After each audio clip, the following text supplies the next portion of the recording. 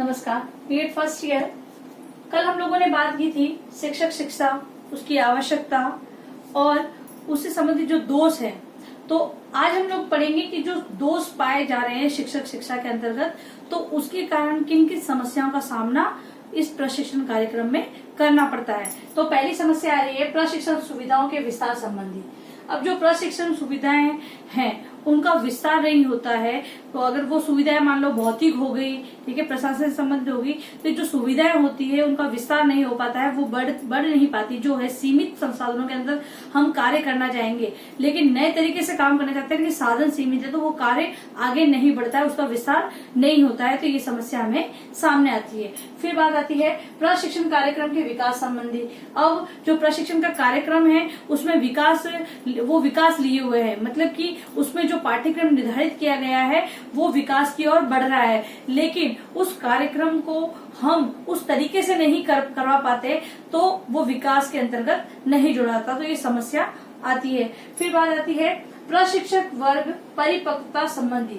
अब जो प्रशिक्षक वर्ग है, मतलब कि जो प्रशिक्षण कार्यक्रम में के अंतर्गत शिक्षण कार्य करवा रहे हैं, जो टीचर हैं, जो व्याख्याता है, जो पढ़ा रहे हैं प्रशिक्षणार्थियों को, वो अगर परिपक्व नहीं होते हैं, मतलब कि उनके पास उसके समकक्ष डिग्री नहीं होती जिस डिग्री से उनको पढ़ाना है, तो फिर वो क्या है, वो सही तरीके से नहीं पढ़ा पाते हैं। जो एनसीटी द्वारा निर्धारित जो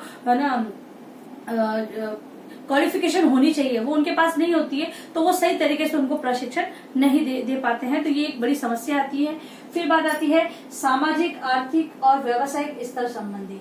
अब जो है कि शिक्षक शिक्षा के अंदर सामाजिक पक्ष को भी देखो तब भी दिक्कत आ रही है, आर्थिक पक्ष को देख रहे तब भी दिक्कत है और व्यावसायिक पक्ष की भी दिक्कत है। अगर समाज से ले तो अगर प्रशिक्षणार्थी है तो वो समाज में रहता है, तो कुछ चीजें वो एक्सेप्ट नहीं करते, क्योंकि जो चला आ रहा है, रूढ़िवादी स्तर चले आ रहे हैं, तो वही उनको कभी कभी उसको फेस करना पड़ता है। गाँव की स्थिति आज भी वही है लगभग, तो वहां पर पढ़ाने जा रहे हैं तो वहां पर तो उनको उसी हिसाब से पढ़ाना पड़ता है, क्योंकि प्रशिक्षण तो उन्होंने नई तरीके से लिया है, लेकिन वहां पर वो चीज वो फॉलो नहीं कर पाते। फिर आती है आर्थिक यानी धन की बात।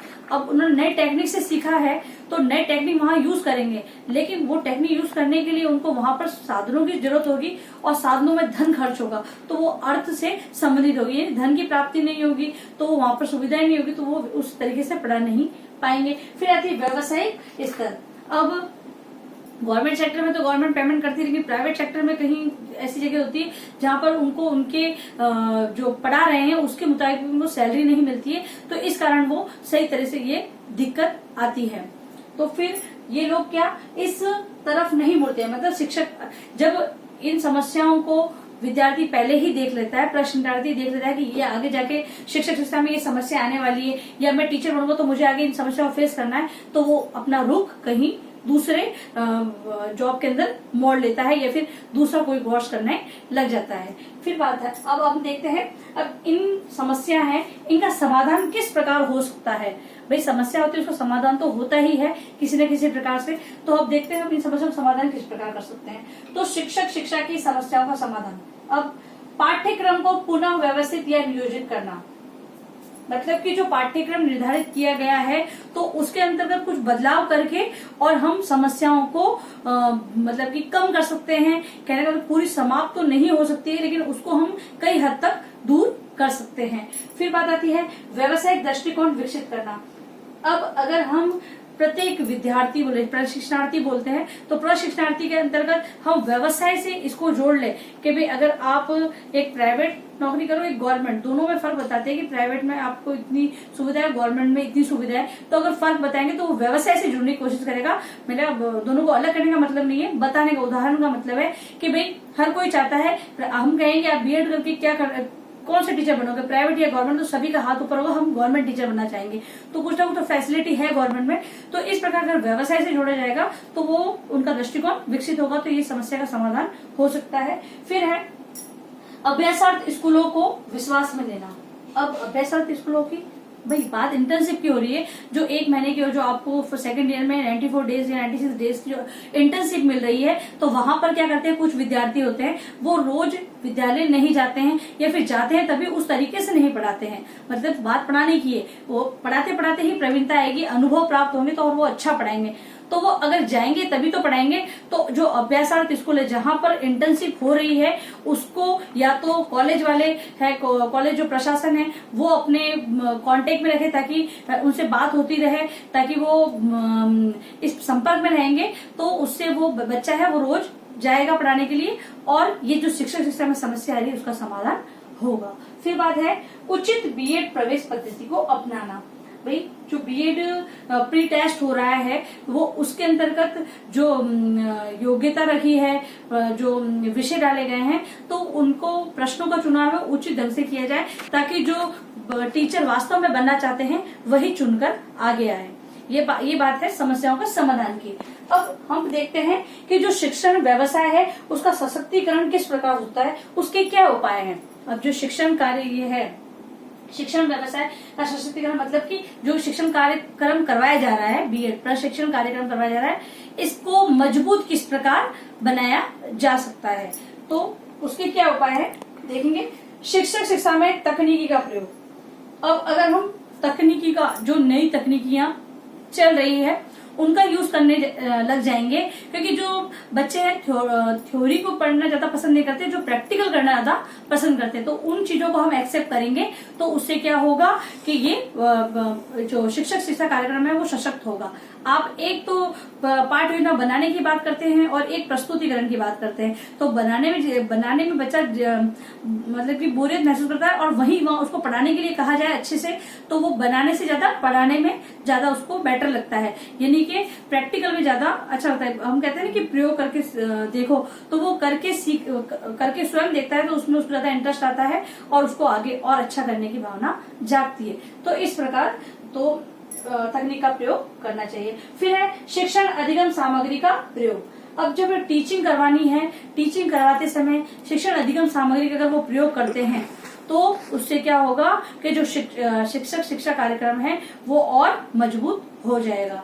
फिर है शिक्षक शिक्षा में अनुसंधान। अब अनुसंधान से क्या प्राप्त होगा।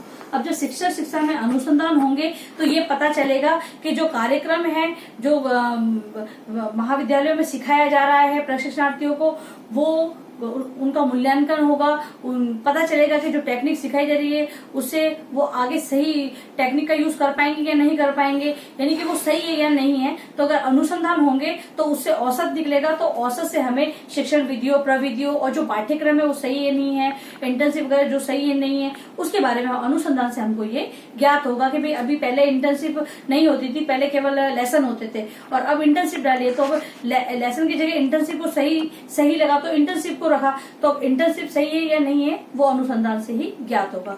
तो इस प्रकार ये सशक्त करेगा शिक्षक शिक्षा को। फिर हमारा बिंदु है शिक्षक शिक्षा में प्रयोगात्मक कार्यक्रम। अब प्रयोगात्मक कार्यक्रम मतलब कि कोई प्रैक्टिकल की बात है तो वो प्रैक्टिकल आजकल हो चुका है, जिससे कि आजकल प्रैक्टिकल पर ज्यादा ही जोर दिया जा रहा है जो बीएड पाठ्यक्रम है उसके अंतर्गत, तो ये सही है। तो इससे शिक्षक शिक्षा क्या होगी, मजबूत होगी। फिर बात आ रही है सूक्ष्म शिक्षण का प्रयोग।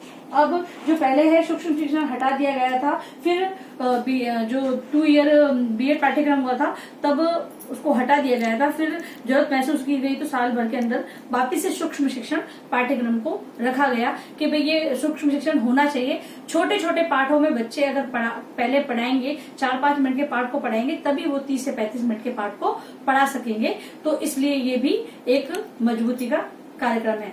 फिर हमारा आता है गृह कार्य प्रश्न। शिक्षक शिक्षा की प्रमुख समस्या बताते हुए इसके समाधान को लिखिए। शिक्षक शिक्षा की प्रमुख समस्या को बताते हुए इसके समाधान को लिखिए। और दूसरा प्रश्न है शिक्षण व्यवसाय के सशक्तिकरण के उपाय बताइए।